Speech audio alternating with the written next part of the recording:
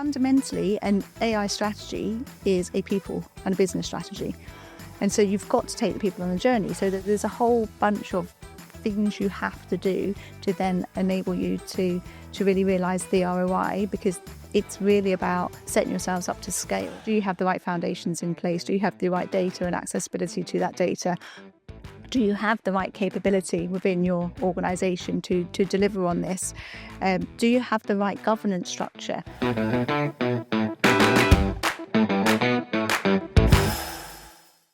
Hello and welcome to The Insight in 15. I'm Stuart Burt, and today I'm joined by Leanne Allen, Head of AI for Advisory at KPMG in the UK. We're going to be talking about KPMG's recent CEO outlook, and in particular what it told us about what is on the minds of business leaders on AI. Leanne, welcome to the podcast. Thanks very much, Stuart. Delighted to be here. Thank you. So for those less familiar, our CEO Outlook is a survey of over 1,300 CEOs that we do each year, looking at what is on their minds. So where do they see the growth priorities? Where do they see some of the roadblocks to that as well? And ultimately, where are they going to be investing their money? Now, perhaps unsurprisingly, AI featured quite heavily in this year's survey. One of the things that was really striking in the figures was that 81% of CEOs are planning to prioritise AI as their investment over the course of the next year. And in fact, a vast majority of that say that they plan to use at least 10% of their budget for next year on AI investment. Does that surprise you? I think, no, it doesn't. But I think it doesn't because if you look at the investment number, like 10% does sound like a lot in terms of the overall budget that spending on AI. But when you look and break it down into what's actually required to deliver success and the ROI of AI, then it's not just about the tool itself or the model itself. So if you break it down, you've got to think about, well, what are all the foundations you need to have in place? And that will come under that investment as well. So what about your platforms and your data estate and your integrations and potentially uplifting legacy tech onto newer platforms that allow that integration? Fundamentally, an AI strategy is a people and a business strategy. And so you've got to take the people on a journey. So there's a huge amount of money needs to be set aside in the reskilling and upskilling of your workforce for what the role of the future looks like and what even that new operating model looks like in a new world. There's still clearly a lot of chief executives who see growth potential in AI. You see other companies like the chief executive of NVIDIA talking about the UK potentially being a real force in AI globally as well. But then you have, on the other hand, the likes of the IMF and others talking about this potentially being a bit of an AI bubble that can burst at any moment. Do you think that this investment in AI is a bit of a gamble, or is it a bit more of a surefire bet that it will pay off? I think from a valuation point of view, you can see two sides of a story as well. So when you're valuing something like AI, I'm sure everyone knows naturally it's more valued on the potential that the solution can achieve, not just based on its current capability here and now. I think the longevity of AI, and therefore whether you see this as hype or otherwise, I think it is here to stay, and it's only ever going to grow in what it can achieve. Just like any types of valuations, there's going to be big bets, and some will make it and some may fall by the wayside. And it's interesting you talk about this being a bit about a long-term play, and it's about looking at the potential in the future, because if you look at our survey results, over 8 in 10 chief executives expect there to be a return on their investment within 3 years. And actually, if you boil that down to a return in 1 year, that's 20% of chief executives who are expecting that. That to me seemed quite optimistic, but what's your take on that? Yeah, this one for me is about, it's really about understanding what you're valuing. So what is your business strategy and what are you measuring in terms of that success where AI is going to enable that business strategy? So if you've got a strategy for, say, driving cost, for example, you may not be measuring the end state cost out. You may be measuring the capacity that's being created through productivity that you may then be using elsewhere. So I think it's some nuance on, well, what are you deeming the measurement of success from these investments that will drive those types of, and certainly the more nearer term expectation on return on the investment. It has to boil down into what are you valuing here, what you're trying to achieve from your business strategy, and what are the measures you're putting in place to measure that success. And again, just not just focusing on the end state goal, but how you're measuring the trajectory of that success as you go along. No matter how much investment that you have, you're always going to hit some roadblocks in terms of the implementation of AI. And when we spoke to our chief executives on this survey, the three that came up the most were, firstly, concerns about ethical application of AI. The second was around the cost. And then the third was around having the skills to do that properly. Are those the three that stand out to you? Are there others that are emerging as well? Yeah, those three definitely are on the list. The way I tend to frame this is actually through another three areas, but those ones do fit into it. So first is the focus. So some of the barriers, if you don't have strategic focus and purposeful use of spend of your investment in an area to drive that growth, then you'll end up a scattergun approach. You'll end up with many POCs all over the enterprise, no real clear identification, and you probably won't be hitting the bigger areas for the ROI. The second area is then you have to think about removing friction. Do you have the right foundations in place? Do you have the right data and accessibility to that data? Do you have the right capability within your organization to deliver on this? Do you have the right governance structure? Or how do you change your governance structure? Because it's not going to be suitable for today's very fast, agile world. It is very much designed as it is today for more of an analog or more traditional digital business, where it's usually sort of periodic reviews, for example. And then the last area is fear. You have to reduce that level of fear and take people on the journey.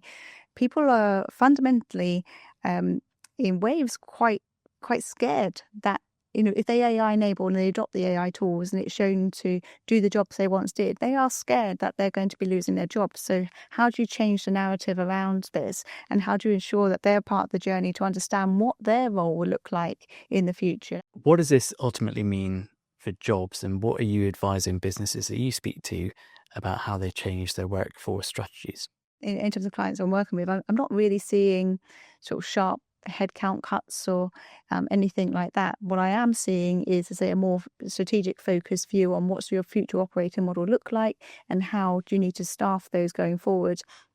I think the reality is, if you're thinking about teams where you've got large number of people doing mundane, repetitive, manual tasks a day, then yes, those roles will likely no longer exist. But it doesn't mean those people don't have the opportunity to reskill and retrain, to put their mind to other parts of that process or those roles, which would allow the organisation to drive its own value propositions in a number of different areas, where I say that's from customer experience, customer services, relationship management. I think really what the situation is actually there's a redefining and redesigning of what those roles are.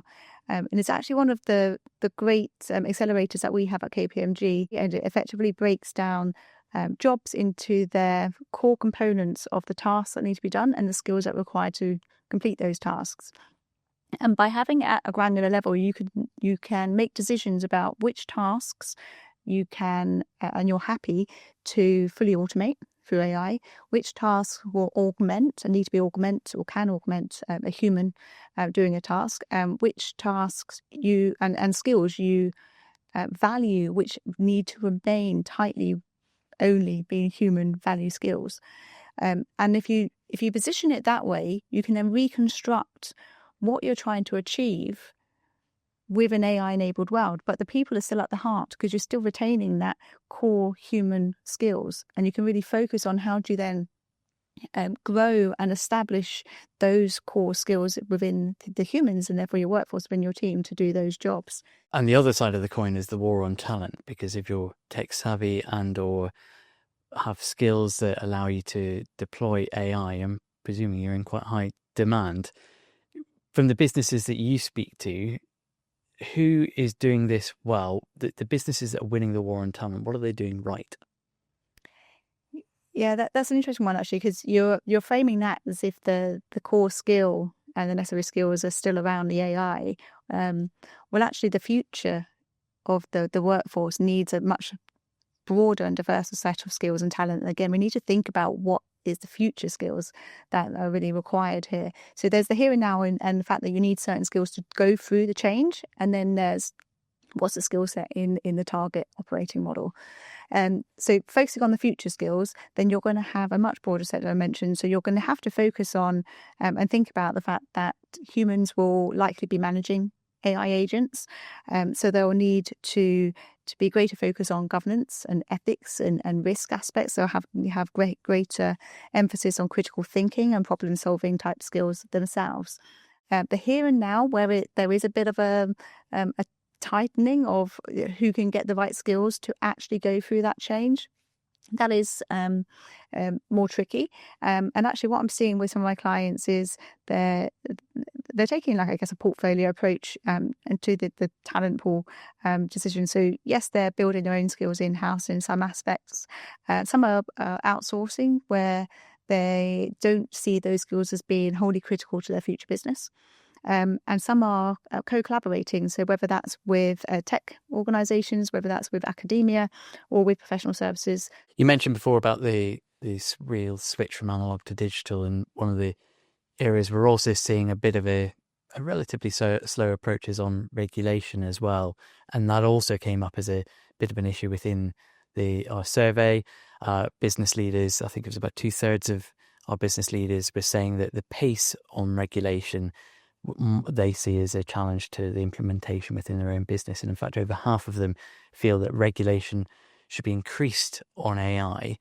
Is that what you're hearing? And what's your message to business leaders who say, how do I navigate what is effectively a regulatory system in flux?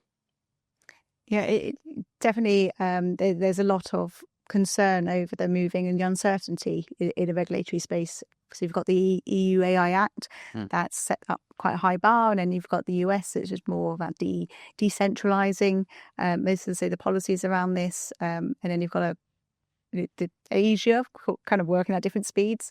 So it's fully understandable that there is a lot of uncertainty. But what I tend to advise is that don't see uncertainty in the regulatory space as a reason to pause, but actually it's a reason to really anchor yourselves on sort of core principles around the ethical side of things and trusted side of things. What are the questions that chief executives need to be asking their team to make sure that AI has the best chance of being implemented well within the business? I would probably revert back to some well-trodden path of firstly discussing why. So why are we on this AI journey? What are our biggest business problems that we're trying to solve for? And therefore, is the AI strategy aligned to solve those business problems?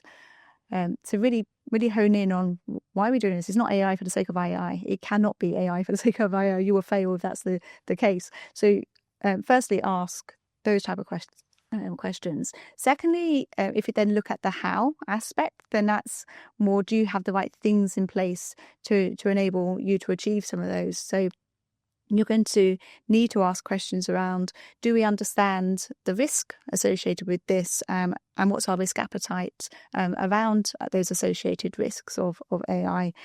Do we understand the capability that's needed and the skills, as we've just mentioned as well, to deliver on this?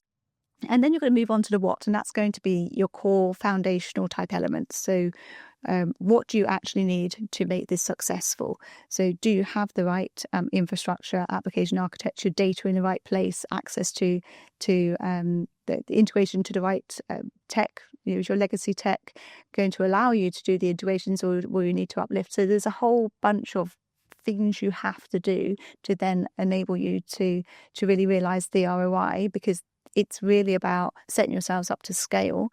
Great. We're almost out of time, so I'm going to end on the usual question that I always ask every guest who comes on the podcast, which is, if you had one message for business leaders on what they should do right now in the here and now to maximize the value of AI investments, what would it be? I'll summarize with some of the points I made earlier. So it will be strategic focus, and then remove the friction and the fear.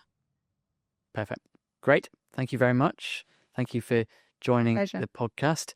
The full CEO Outlook is available on the KPMG UK website. And while you're there, why not give us a like and a follow on the podcast too? Otherwise, we will see you again for the Insight in 15.